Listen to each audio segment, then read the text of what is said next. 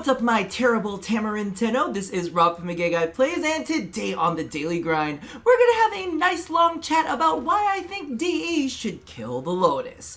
Now, if I'm gonna be completely honest with you, this kind of started out as a running joke and snowballed into something much bigger. In fact, like 2 pages of bigger. I've got all of these notes sitting in front of me of who the Lotus is, kind of like her progression through the storyline. So this is your spoiler alert. If you're a little bit newer to the game and you haven't gone through any of the main storyline quests, you need to get through all of those. So turn away now before I ruin our little plum princess for you. But we've got that on board. And then I also wanted to discuss the different ways that they could kill her off and how the storyline would play out from that. And of course, we have the repercussions that would kind of like affect the rest of the game after those things would happen. So without ado, let's just go ahead and jump into who exactly the Lotus is. Now, when we first jump into the game, she's kind of like the standard narrator. She tells you where to go, what to do, because let's face it, the tutorial is a little bit rough and we need our hand held sometimes. So over time, she's kind of taken the mantle of Space Mom. And I do need to remind you, that's a mantle that we as a community gave to her, and I think DE fed into that when we did the story. So originally, the Lotus is known as a sentient named Nata. She was sent to the Origin System for her mission, and she became sterile because whenever a sentient crosses into the Origin System, they can no longer reproduce. So instead, she ends up betraying her father and refuses to complete her mission to destroy the Orokin because she saw our little Tenno faces and she was like, oh my god, I can't be a mom because I came into the Origin System and now I see you and I want to be a mother, so I'm going to go ahead and, as she says, she destroyed whatever parts of her were Nata in order to become the Lotus. And that's what she specifically tells Teshin. Now, there's a little bit of a controversy with that because when we get into the Chains of Hero quest, we meet someone named Palladino. She's the crazy red veil lady. And she refers to her as the Great Sentient Queen. Now, is a Great Sentient Queen gonna turn her back on her people? I don't really think so. She says that she created her personality for the dreams and the memories of the Tenno, copying Margulis's image. Now, I need to underline the word copying. Copying, okay? Because this was the only way that she could not possibly know who Rel was, because in the storyline it's revealed that Margulis actually cast Rel out. So Margulis knows who Rel is, right? But because of the fact that Nata pulled in the information from the kids who were dreaming in Lua, where she went ahead and put all the little children and hid them away, Rel wasn't there, so she couldn't take his memories, so she doesn't know who Rel was. Now, of course, that is just a claim for Palladino, who is kind of crazy. Like, all of Red Veil is a little bit crazy, so you can't always trust exactly what is being said. But when we move on to the Apostasy prologue, this is actually really, really interesting because Ballas frees Margulis, all right? And when we go into the little area, so of course we kind of like chase down these memories that are making statements, and it's almost kind of like a guilt trip to Ballas. Maybe it's like Ballas's narrative in his head is like, oh my god, I let her die, I'm so sad, whatever, right? And then we run into that chamber and there she is in her Lotus glory.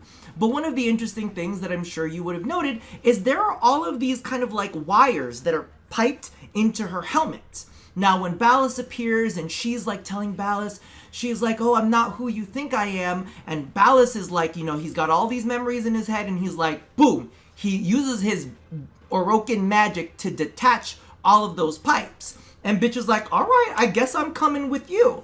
Now, the only thing that kind of like bothered me about this is like, clearly Ballas saw Margulis die when she was cast into the Jade Light. So either he thinks that this is Margulis and she somehow survived being killed, which I'm pretty sure he witnessed her being killed, or he's completely down with banging a sentient mimic. I'm just saying, he knows that that's probably not her, but he's like, hey baby, you ready? We could bang. And I'm like, okay, you kind of crazy.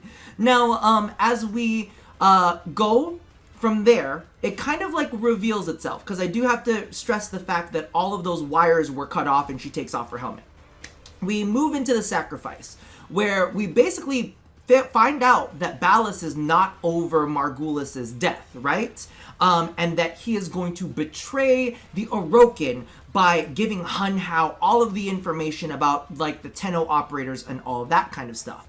And then of course at the end of the quest we reveal that the Lotus is actually sentient.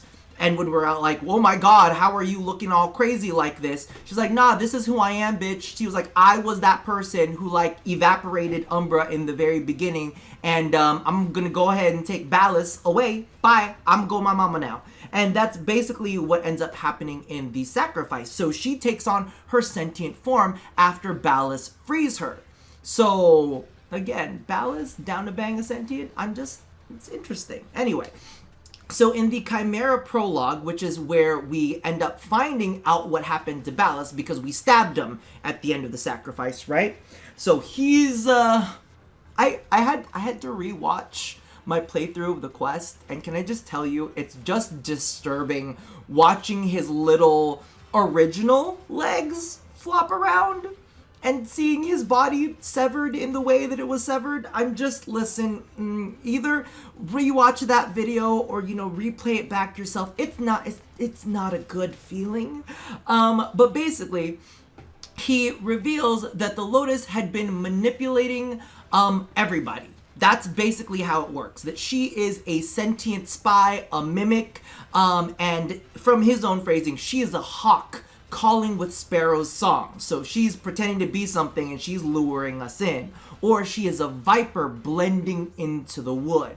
So she's like pretending to be something that she's not in order to strike out at you, right? And that she was manipulating all of us using our emotions.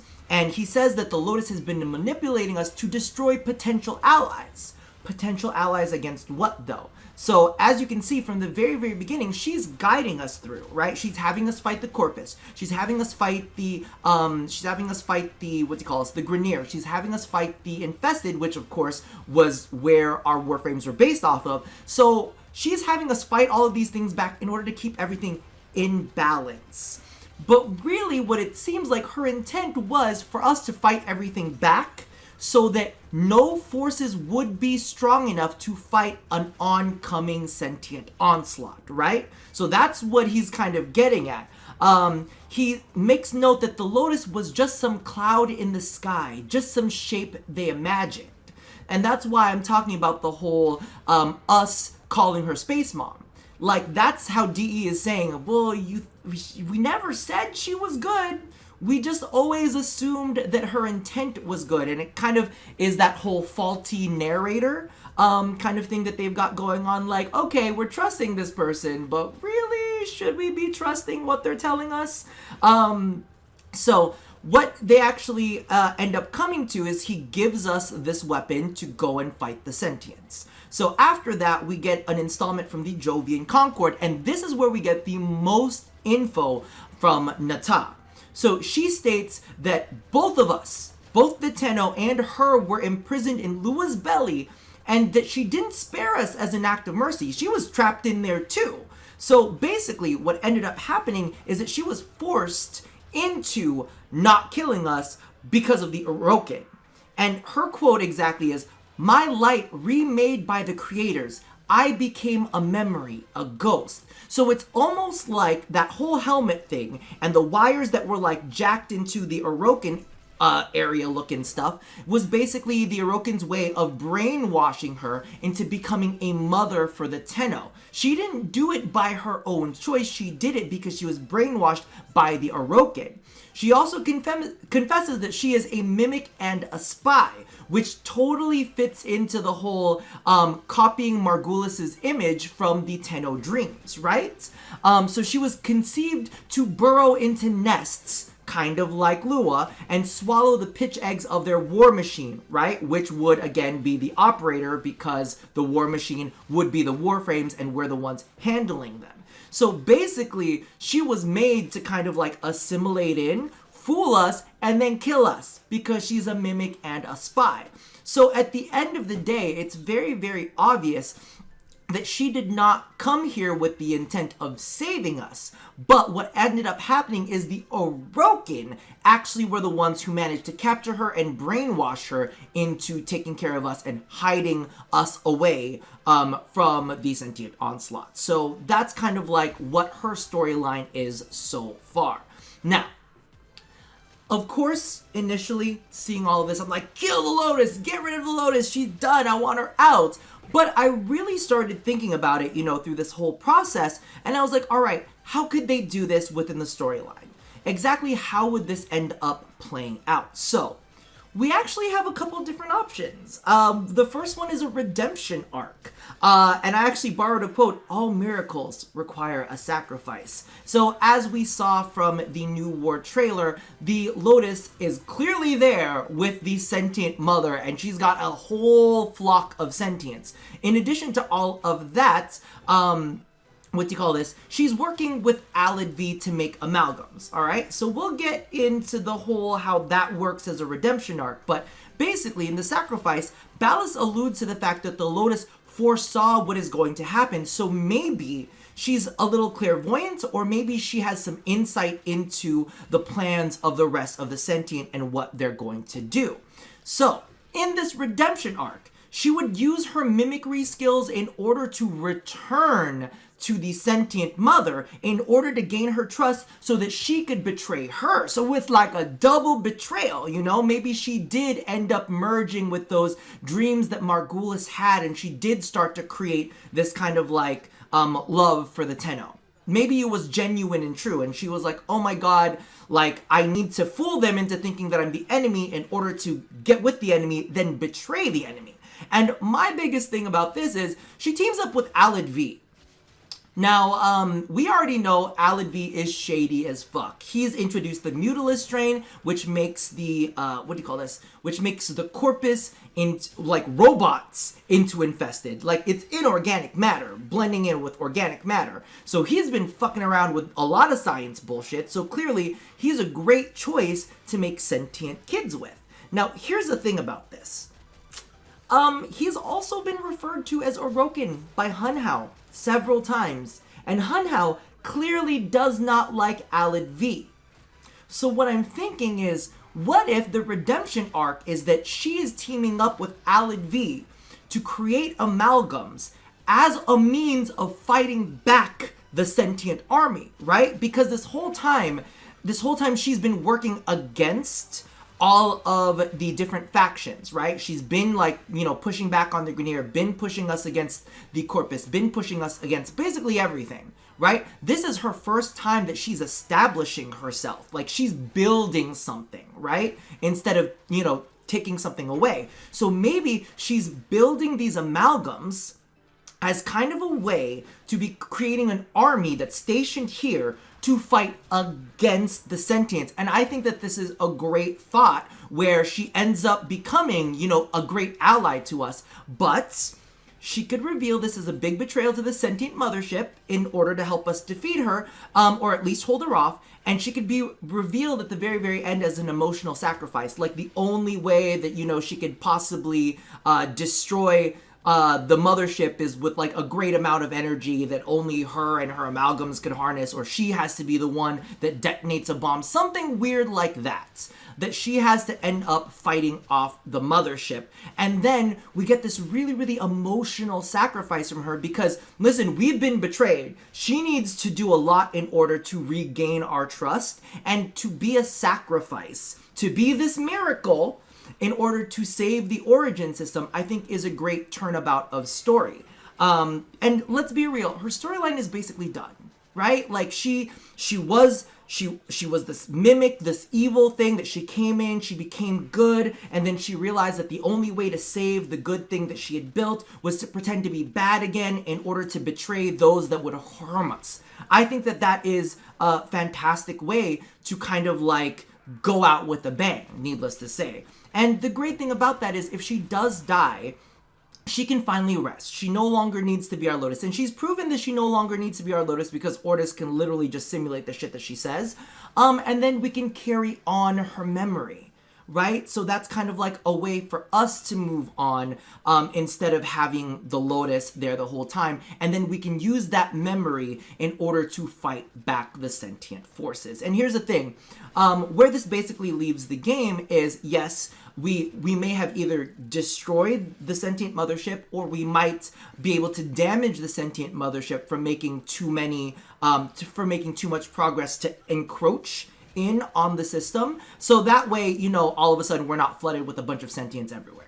That's just what I'm saying. It's a good way for DE to also be able to mechanically place certain spots of sentience for us to combat, but not necessarily have this crazy overwhelming war that is raging on in the background, you know what I mean? Because literally then we'd have to just change all of our nodes over to being swarmed by these sentients. Now, the next one, so that's her redemption arc. We do, however, have a villainous arc. You know, the top 10 anime betrayals of all time, right? It's kind of like she was there holding our hands the whole time, and now she's turned evil. So what I'm thinking is she ends up becoming the big bad and introduces the sentient as a new player to the origin system, right? Now, like I was saying earlier, mechanically it would be hard to like completely rewrite the star map. But there are ways, so we'll talk about that in a second. But basically, she created the amalgams and intends to amalgamize the system, right? So now, you have to think about it this way. She was like, oh my god, my babies, when she saw us Tenno, right? Well, bitch has new babies. Bitch has babies that look an awful lot like her. You know what I'm saying? So now she has literally become a mother because she's created these amalgams, right? So it's like her and Alid V are the new mother and father to the sentients. I'm just saying it's a really, really interesting thought. So because she's a mother now, she's fulfilled her mother arc. And now she wants to take care of her new babies, which are the amalgams, which means that she's going to end up wanting to destroy us. And you can actually see it a lot in the text. She refers to us as the Tenno evil. That we're evil and that we end up destroying all of the things that the sentients touch. So it's great. But the thing about, well, it's not great. It's great for the storyline because now she gets to be this big looming evil, right? So here's the thing about that. We kill her and we gain our freedom, allowing us to have our coming of age story. So now it's kind of like we've always had this character that has been holding our hand the whole time, and we've end up betrayed, and we end up having to like destroy the illusion that we've seen the whole time. So destroying that almost gives us more clarity over the system, and we can kind of see things from a different perspective. We're no longer wearing these like purple, you know, coated glasses. So it's just one of those things where it's like now we can finally move on into different parts of the game. Now, the cool thing about this is we get to understand the truth and see the real threat, and it forces us to grow up because now we don't have this Lotus that's kind of like, you know, not showing us what's on the edge, the outer edge of the system. Because what I've been learning when I watched the whole sacrifice thing is, and I probably should have learned this the first time around, but basically the sentient have basically taken out all of the Orokin's outer level colonies, and Ballas referred to them as they are now the sentient gardens, right? So now we can kind of see this as like, oh, we have this information on this sentient threat. We can go out and kind of push back on these outer regions of space. So that's the way that I was saying that they would introduce in the sentience, because now we have that clarity. We see the truth.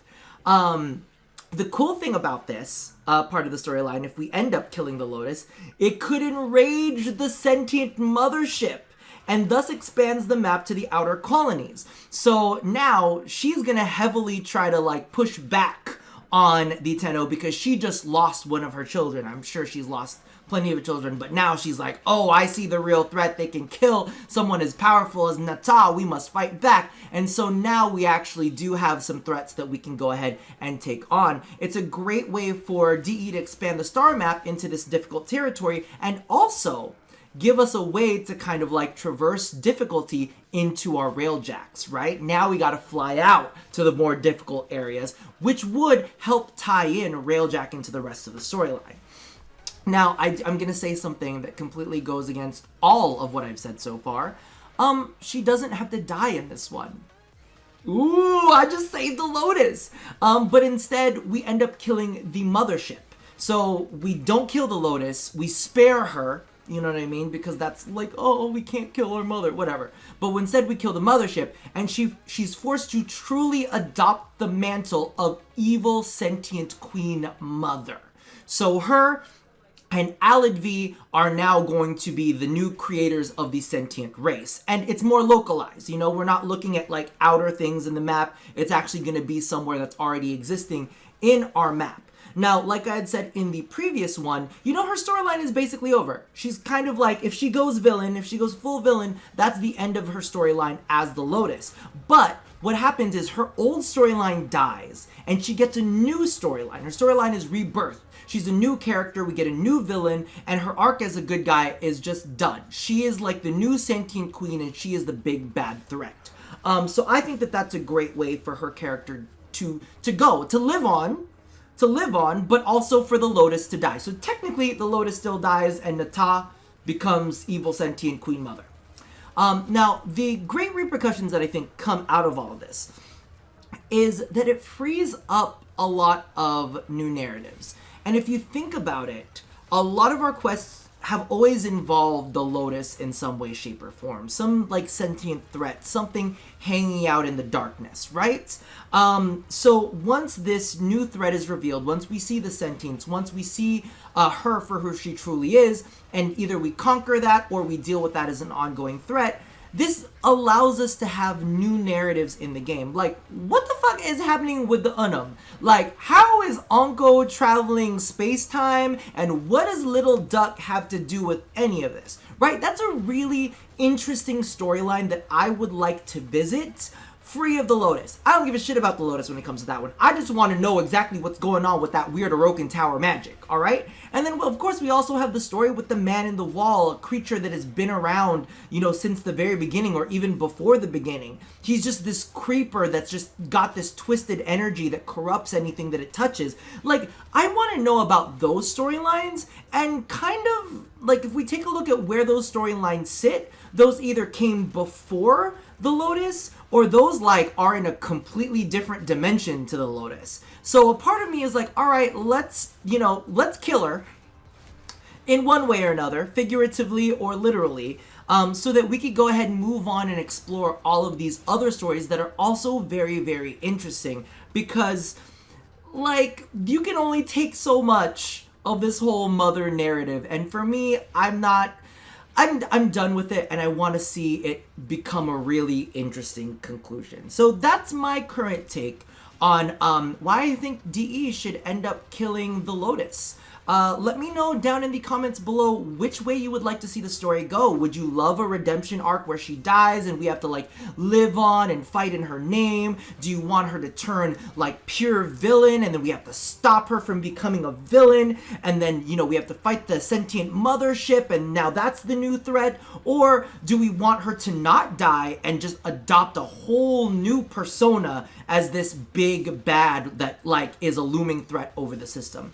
Toss that in the comments below, or if you guys have any other good ideas as to how the story could go. And more importantly, after this story is done, where do you think Warframe can go with its main storyline? Where else can we be, right?